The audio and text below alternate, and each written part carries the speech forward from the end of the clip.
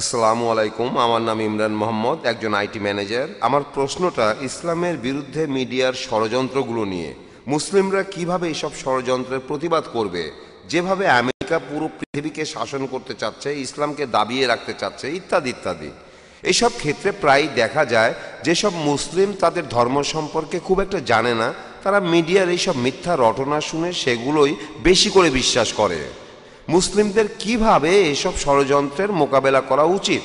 ভাই, আপনি একটা প্রশ্ন করলেন যে কিভাবে একজন মুসলিম প্রতিবাদ করবে বিভিন্ন ষড়যন্ত্রের বিরুদ্ধে যেগুলো আমেরিকানরা ইসলামের বিরুদ্ধে প্রচার করে থাকে, আর আমরাও বুঝতে পারি না যে কি করতে হবে। প্রথমে যেটা করতে হবে, আগে জানতে হবে আমাদের দিনকে। দুর্ভাগ্যজনকভাবে বেশিরভাগ মুসলিমই নিজের ধর্ম সম্পর্কেই জানে না। এই জন্যই আমরা এই সমস্যায় পড়ি। যদি নিজের ধর্মটা ভালোভাবে জানি, তাহলে মিডিয়া এই মিথ্যা কথাগুলো প্রচার করার সুযোগ পাবে না।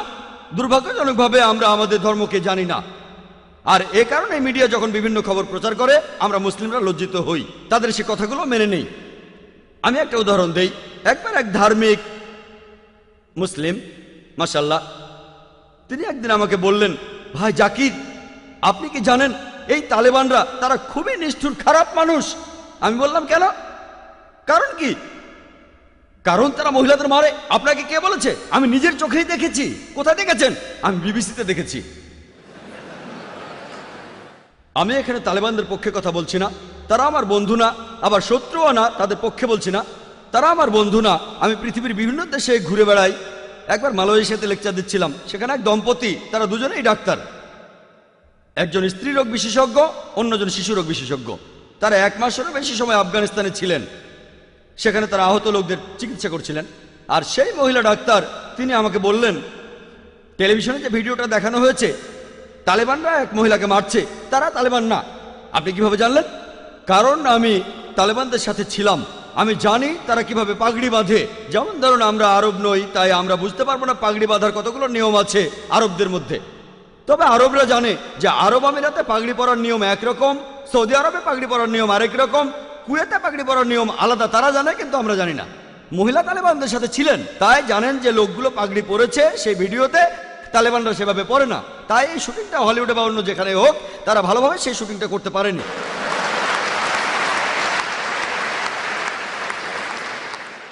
মিডিয়া এভাবে সবকিছু বদলে দিতে পারে। যেমন ধরুন, আপনাকে প্রশ্ন করলাম যে জর্জ বুশ ভালো না খারাপ মানুষ? ভালো না খারাপ? আপনি বললেন ভালো মানুষ না। আমি এখানে না শব্দটা এডিট করে দেব, আর আপনারা শুনবেন সে ভালো মানুষ। তারপর আপনাকে যখন সে ভিডিওটা দেখাবো, তখন বলবেন, ও মুখ ফসকে ভালো মানুষ বলেছি। আপনি ভালো মানুষ বলেননি, আপনি বলেছেন সে ভালো না। আমি না শব্দটা এডিট করে দিলাম, তারপর আপনাকে দেখালাম, দেখুন ভাই, আপনি ভালো বলেছেন। তখন বলবেন, ভুল করে বলেছি, আমি মুখ ফসকে বলেছি। মুখ ফসকে বলেননি, আপনি বলেছিলেন সে ভালো মানুষ না। আমি না শব্দটা বাদ দিলাম, আর শুনে মনে হবে সে ভালো। এভাবে মিডিয়া অনেক রকম খেলা করে। আর আমরা মুসলিমরা, আমাদের যেটা করা উচিত, আমরা আমাদের ধর্মটাকে খুব ভালো করে জানবো, আমাদের দিন সম্পর্কে ভালো করে জানবো। আর যখন এই মিডিয়া প্রচার করবে এইসব, তখন সেগুলো শুনে আমরা তাতে প্রভাবিত হব না। ইসলামকে বিচার করতে চাইলে মূল ধর্মগ্রন্থগুলো দেখতে হবে, কোরআন এবং সহিহ হাদিস। একজন মুসলিম বা মুসলিম সমাজ কি করে সেটা দিয়ে বিচার করলে হবে না।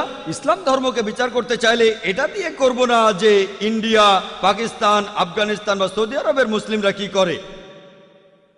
আমি ইসলামকে বিচার করব মূল ধর্মগ্রন্থগুলো দিয়ে, কোরআন এবং সহিহ হাদিস।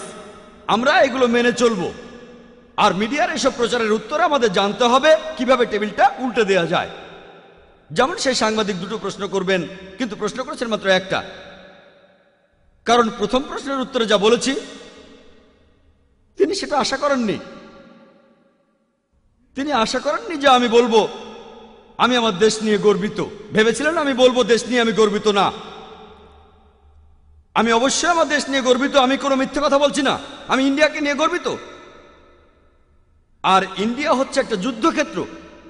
আমরা হলাম মুজাহিদ, জিহাদ, আমরা সবাই চেষ্টা করছি। আর আমার নামটা নায়েক। সংস্কৃতিতে নায়েক মানে যোদ্ধা, একজন বীর। তাহলে নামেও তো আমি একজন মুজাহিদ। আমাকে এই যুদ্ধের ময়দানে থাকতে হবে, আমাকে আমার কাজ করতে হবে।